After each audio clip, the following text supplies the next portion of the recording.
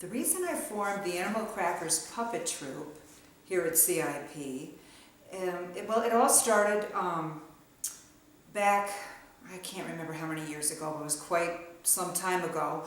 The founder of CIP, Michael McMahon, decided that it would be very good for the students to do some different types of community service. He always said that community service introduces you to yourself. And because I am so passionate about early childhood education, and also because I had a number of students who really liked acting, and some of them were involved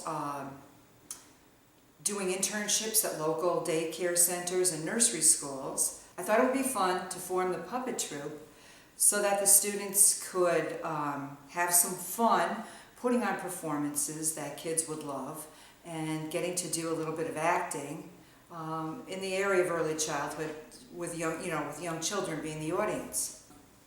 Some of the students were natural actors, and they had acting ability and would be good in theater productions as well as puppet theater productions.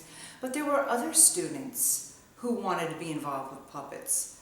And a couple of different times I got some very shy students who would look down, who they were on the autism spectrum, they had trouble with eye contact, they would kind of tend to mumble. And there's one particular student that stands out in my mind. He wanted to be in that puppet show I was talking about, the true story of the Three Little Pigs. And he wanted to be one of the little pigs. And he wanted to be one of the pigs that really told the wolf off. And I thought to myself, I wonder, if he's going to be able to pull this off. But he was really determined that he wanted to try this, so I let him try. And here's this shy, quiet young man, and he just got behind the puppet theater and became a whole different person. Nobody could see him, just his puppet. And he held up his little pig puppet and he said, "Get out of here, Wolf. Don't bother me again, or I'll call the cops and they'll throw you in the pen." And all the other students just, "Is that really him?" They couldn't believe it. So yeah, students would take on whole different personalities sometimes. Oh, I think there's so many different benefits. First of all, like I had said earlier, it was almost like an extra social skills class for the students because there was a lot of lessons to be learned.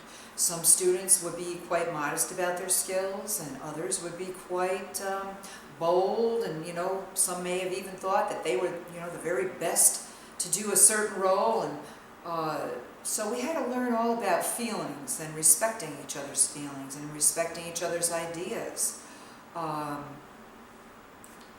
One example that comes to mind, we were doing Lobsters in Love, and there's a scene where it's just a black backdrop with these glowing white eyes and teeth. They're supposed to be great big scary eyes and great big scary teeth. And one of the students did this really eerie laugh that you would hear like in a horror cartoon or something. And another student said, we don't need that.